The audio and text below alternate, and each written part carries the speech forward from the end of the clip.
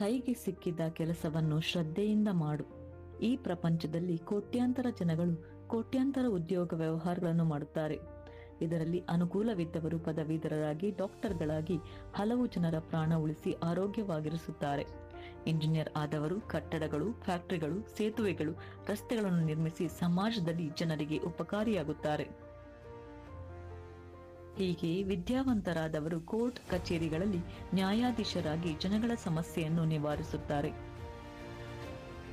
ಮತ್ತು ಕೆಲವರು ಸ್ಕೂಲ್ ಕಾಲೇಜುಗಳಲ್ಲಿ ಟೀಚರ್ಗಳಾಗಿ ಮಕ್ಕಳನ್ನು ವಿದ್ಯಾವಂತರಾಗಿಸುತ್ತಾರೆ. ಹೀಗೆ ಕೋಟಿ ಕೋಟಿ ಹಣ ಬಂಡವಾಳ ಹೂಡಿ ಸಾವಿರಾರು ಕೆಲಸದವರಿಗೆ ಕೆಲಸ ಕೊಟ್ಟು ಅವರೂ ಕೂಡ ಹಣವನ್ನು ಗಳಿಸುತ್ತಾರೆ. ಹಾಗೆಯೇ ಚುನಾವಣೆಯಲ್ಲಿ ಗೆದ್ದಿರುವ ಎಂಎಲ್ಎಗಳು, ಎಂಪಿಗಳು ಮಂತ್ರಿಗಳಾಗಿ ಕೆಲವು ನಿಗಮಗಳ ಅಧ್ಯಕ್ಷರಾಗಿ ವೈಭವವಾಗಿ ಮೆರೆಯುತ್ತಾರೆ. ಇದೊಂದು ರೀತಿಯ ಪ್ರಪಂಚದ ಜನ. ಆದರೆ ಇವರಿಗಿಂತ 10 ಪಟ್ಟು ಹೆಚ್ಚಿರುವ ಜನಸಾಮಾನ್ಯರು ಅನುಕೂಲ ವಂಚಿತರಾಗಿ ಹೆಚ್ಚಿನ ವಿದ್ಯೆ ಕಲಿಯಲಾಗದವರು ಇದ್ದಾರೆ. ಆದರೆ ಇವರುಗಳಲ್ಲಿ ಒಂದು ರೀತಿಯ ಪ್ರತಿಭೆ ಮಿಂಚುವ ರೀತಿ ಅದ್ಭುತ. ನೇಗಿಲು ತಯಾರಿಸುವಾತ ಅಂದರೆ ಅವನು ತಯಾರಿಸುವ ನೇಗಿಲು ಹೊಲ ಉಳುಮೆ ಮಾಡಲು. ಆತನ ಕೈಯಲ್ಲಿ ಕಾಸರೆಕ್ಕೆನ ಮರದಿಂದ ತಯಾರಿಸುವ ಈ ನೇಗಿಲುಗಳು ಅಪಾರ ಜನಪ್ರಿಯ. ನೂರಾರು ರೈತರು ಸರದಿ ಸಾಲಿನಲ್ಲಿ ನಿಂತು ಪಡೆಯುತ್ತಾರೆ. ಹಾಗೆಯೇ ಕಬ್ಬಿಣದ ಕೆಲಸ ಮಾಡುವಾತ ಕತ್ತಿಯನ್ನು ಹರಿತ ಮಾಡುವುದು.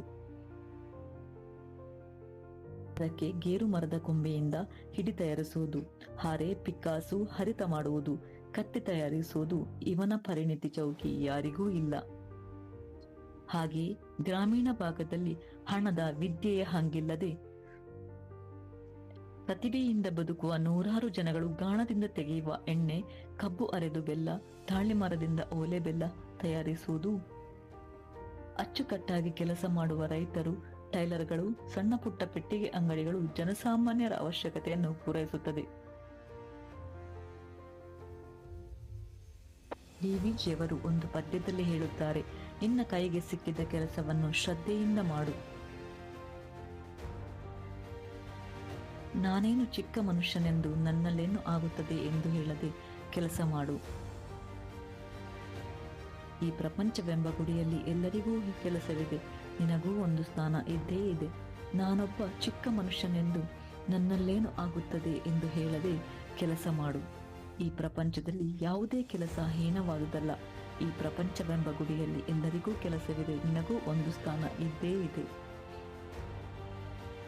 ಏನಾನು ಮಮ್ಮಾಡು ಕೈಗೆ ದೊರೆತುಜ್ಜುಗವ ನಾನೇನು ಹುಲುಕದ್ದೆಯೆಂಬ ನುಡಿಯಬೇಡ. ಹೀನ ಮಾವುದುಮಿಲ್ಲ ಜಗದ ಗುಡಿಯೊಳಗದು ತಾಣ ನೆನೆಬಹುದಿಲ್ಲಿ ಮಂಕು.